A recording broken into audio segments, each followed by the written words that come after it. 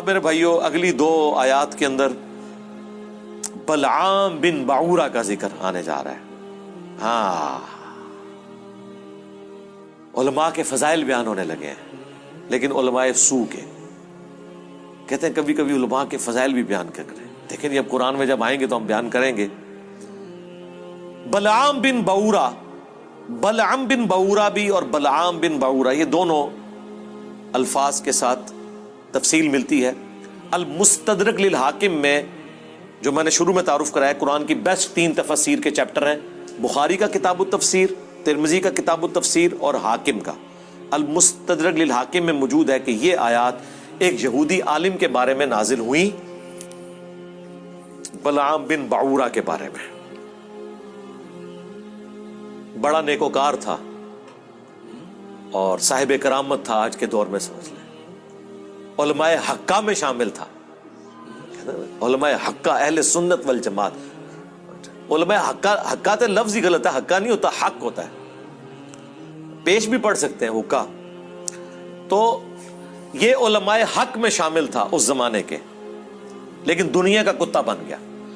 اللہ نے پھر اس عالم کی مثال کتے کی مثال سے بیان کی ہے کہ جیسے کتے کے اوپر کوئی بوجھ ڈالیں تب بھی وہ ہانپتا ہے، نہ ڈالیں تب بھی وہ ہانپتا ہے. اس کی عادت ہے، ہر وقت اس کی رال ٹپکتی رہتی ہے، وہ زبان باہر نکال کے رکھتا ہے. وہ دنیا کا کتا بن گیا عالم.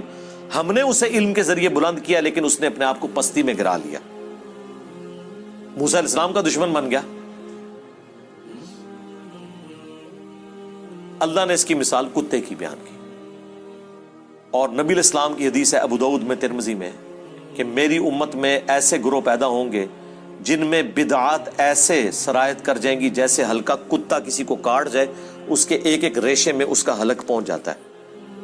تو نبی صلی اللہ علیہ وآلہ وسلم نے اس امت میں ایسے فرقوں کا ذکر کیا جن کی ایک ایک رگ و ریشے میں بدعت گھس جائے گی، جیسے کتے کے کاٹنے سے حلق کود جاتا ہے.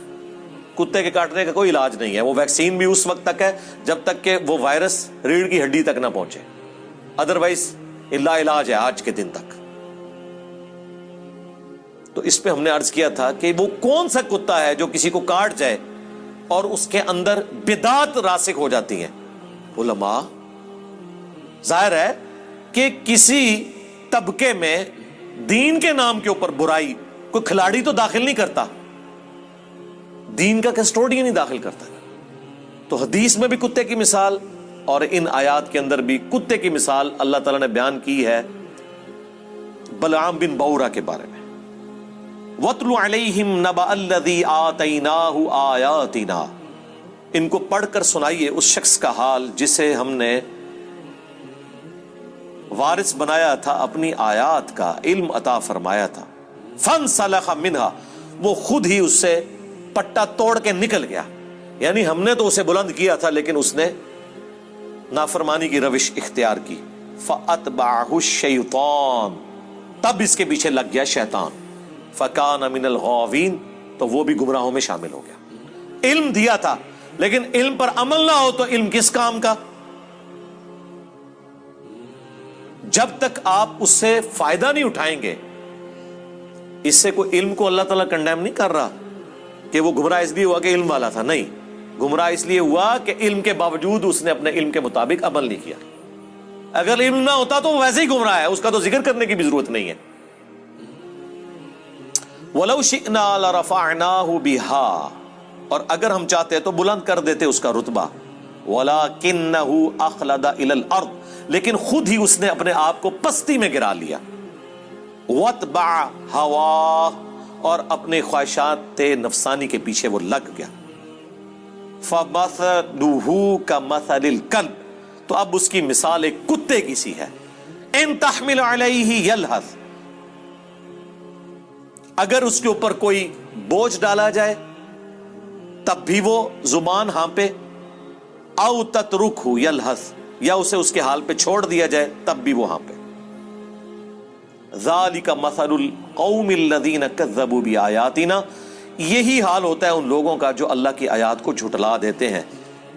فقصص القصص لعلہم یتفکرون، تو اے نبی علیہ السلام انہیں یہ بات، یہ قصہ بیان کریں، شاید وہ غور و تفکر کریں، پلٹ آئیں اللہ کی طرف. ساء مثلا للقوم الذین کذبوا بآیاتنا، کیا ہی بری مثال ہے ان لوگوں کی جو ہماری آیات کو جھٹلاتے ہیں. وَأَنفُسَهُمْ كَانُوا يَظْلِمُونَ، اور وہ اپنی ہی جانوں پر ظلم کرنے والے ہوتے ہیں. مَن يَهْدِ اللَّهُ فَهُوَ الْمُهْتَدِي، جسے اللہ ہدایت بخشے وہی ہدایت پہ ہوتا ہے. وَمَن يُضْلِلْ، اور جسے وہ گمراہ کر دے، فَأُولَئِكَ هُمُ الْخَاسِرُونَ، تو پھر ایسے ہی لوگ ہیں جو خسارہ پانے والے ہیں. اللہم اہدنا فیمن ہدیت، اللہم اہدنا الصراط المستقیم، صراط الذین انعمت علیہم غیر المغضوب علیہم ولا الضالین، آمین. یہاں پہ یہ قصہ بلعام بن بعورہ کا مکمل ہوا. میں نے اس کے اوپر بڑی تفصیلی ایک ویڈیو بھی ریکارڈ کروا دی تھی، وہ آپ دیکھ لیں. ایک کتے کی مثال علماء سو کے لیے آئی ہے اور دوسری گدھے کی مثال. قرآن میں آپ دیکھیں یہ دونوں مثالیں علماء کے لیے آئی ہیں جو علم کے باوجود اس پہ عمل نہیں کرتے. اللہ کا ان پہ کتنا غصہ ہے، عام بندے پہ اتنا غصہ نہیں ہے. گدھے کی مثال قرآن میں آئی سورۃ الجمعہ میں. علماء یہود کو اللہ نے کہا یہ گدھے کی مثال ہے جیسا کہ گدھے کے اوپر کتابیں لاد دی جائیں. اللہ نے کہا کہ کتابیں لادی ہو نا گدھے پہ، اس کی مثال ہے علماء یہود. کیوں؟ گدھے پہ کتاب لاد دیں تو وہ اس کا بوجھ تو اٹھا لیتا ہے، اس کو پڑھ کے استفادہ نہیں کر سکتا.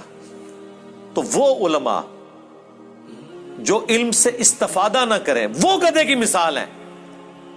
وہ لوگ جو علم سے استفادہ کر لیں، چاہے وہ ڈگری والے عالم ہوں یا بغیر ڈگری والے، ان کے بارے میں تو اللہ نے قرآن میں فرمایا انما یخشی اللہ من عبادہ العلماء، اللہ کی خشیت اور معرفت صرف ہے ہی اہل علم کو. ان کے بارے میں تو اللہ تعالیٰ نے فرمایا قل هل يستوي الذين يعلمون والذين لا يعلمون انما يتذكر اولو الالباب. اے نبی تم فرماؤ بھلا علم والے اور بغیر علم والے برابر ہو سکتے ہیں؟ نصیحت تو نہیں حاصل کرتے مگر عقل والے. ان کی تو تعریفیں اللہ نے کی ہیں، لیکن ان کو گدھا کہا کیونکہ گدھا استفادہ نہیں کر سکتا. لہذا وہ علماء جن کے شوکیسوں میں کتابیں رکھی ہوئی ہیں استفادہ نہیں کرتے تو وہ گدھے کی مثال ہے. علماء یہود کو پتا تھا کہ یہ وہی آخری پیغمبر ہیں، نبی امی. ان کی کتابوں میں پروفیسیز موجود تھیں لیکن انہوں نے نبی الاسلام کو نہیں پہچانا. آج بھی وہ علماء جو قرآن و سنت کو اپنے شوکیسوں میں سجاتے ہیں اور روب ڈالتے ہیں وہ لمبی لمبی کتابیں درسی نکال کے، عمل کوئی نہیں کر رہے، وہ گدھے کی مثال ہے. اور جو اللہ کے نبی کی بات پہنچاتا ہے بھولی بالی امت تک، اسے کہتے ہیں وہ جی گدھے پہ بھی کتابیں لاد دی جائیں تو وہ کوئی عالم نہیں بن جاتا. انجینئر صاحب کتابیں رکھ کے تو کوئی عالم نہیں بنتا. سرکار یہ تو آپ کی مثال ہے. انجینئر صاحب تو کھول کھول کے اس میں سے بتا رہے ہیں جو استفادہ نہ کرے وہ گدھا ہوتا ہے، جو استفادہ کر لے اس کی تو تعریف ہے. اور حدیث میں صحیح بخاری مسلم میں آیا کہ نبی علیہ السلام نے فرمایا میں نے اپنی امت کے ان علماء واعظین کو کولو کے گدھے کی طرح اپنی انتڑیوں کے گرد چکر کاٹتے ہوئے جہنم کی آگ میں دیکھا ہے. جیسے کولو کا بیل ہوتا ہے نا، گدھا بھی یوز ہوتا تھا، وہ گندم کے سٹے میں سے دانے کو الگ کرنے کے لیے وہ چلایا جاتا تھا. اپنی انتڑیوں کے گرد، اندازہ کریں، کیونکہ وہ کچھ کہا کرتے تھے جس پہ وہ خود عمل نہیں کرتے تھے. اور پریکٹیکلی علماء سو کا یہی حال ہے کہ وہ یہی کچھ کرتے ہیں. سارے کا سارا فتنہ علماء سو کا ہے. علماء سو کا فتنہ اتنا بڑا ہے کہ وقت کا پیغمبر بھی ہونا یہ اسے بھی کامیاب نہیں ہونے دیتے، آخری درجے تک کوشش کرتے ہیں. عیسیٰ ابن مریم کے مقابلے کے اوپر کون کھڑا ہوا تھا؟ یہودی علماء. کوئی ان کے زمانے کا کوئی پلیئر تو کھڑا نہیں ہو گیا تھا، کوئی کشتی کرنے والا پہلوان تو نہیں آ گیا تھا. علماء آگے تھے کہ اسے یروشلم میں ہم نے نہیں بات کرنے دی، کیونکہ وہ یروشلم میں کھڑے ہو کے ان کی حرام خوریوں کو ہائی لائٹ کرتے تھے اور کہتے تھے کہ تم نے کتابوں کا راستہ چھوڑ دیا. وہی ہمارے والی بات جو ہم کہتے ہیں کتابوں کا دین اور بابوں کا اور. اب 25 سال کا ایک نوجوان جس کی داڑھی بھی مشکل سے نکلی ہوئی ہے، جب 80-90 سال کے بابوں کو آگے کہے گا کہ حرام خورو چھوڑو، تو وہ کہیں گے یار تجھے تمیز نہیں علماء سے بات کرنے کی. انہوں نے فتوے جاری کیے عیسیٰ ابن مریم کے، وہ تو اللہ نے انہیں زندہ اٹھا لیا آسمانوں پہ بچا کے، ادروائز مولویوں نے اپنا کام ڈال دیا تھا۔ تو جب انبیاء ان مولویوں کے شر سے محفوظ نہیں رہتے جب تک کہ اللہ تعالیٰ انہیں بچا نہ لے، سرکار تسی میں تے شاہی کوئی نہیں سوائے اس کے کہ آپ ان کی ڈاکٹرن ان کے اوپر الٹ دیں، جو اللہ کے فضل سے اس پلیٹ فارم سے ہو گیا ہے۔ بس اب آپ ان کی چیخیں سنیں، اللہ کے نبی کا جھنڈا انشاءاللہ بلند ہوگا انشاءاللہ تعالی۔ اللہ تعالیٰ سے دعا ہے کہ جو حق بات میں نے کہی اللہ تعالیٰ ہمارے دلوں میں راسخ فرمائے، اگر جذبات میں میرے منہ سے کوئی غلط بات نکل گئی اللہ تعالیٰ ہمارے دلوں سے محو کر دے، ہمیں معاف کر دے، دھو ڈالے ہماری خطاؤں کو، ہمیں کتاب و سنت کی تعلیمات پر عمل کر کے دوسرے بھائیوں تک پہنچانے کی توفیق عطا فرمائے۔ سبحانک اللہم و بحمدک، اشہد ان لا الہ الا انت، استغفرک و اتوب الیک، وما علینا الا البلاغ المبین۔ جزاکم اللہ خیرا۔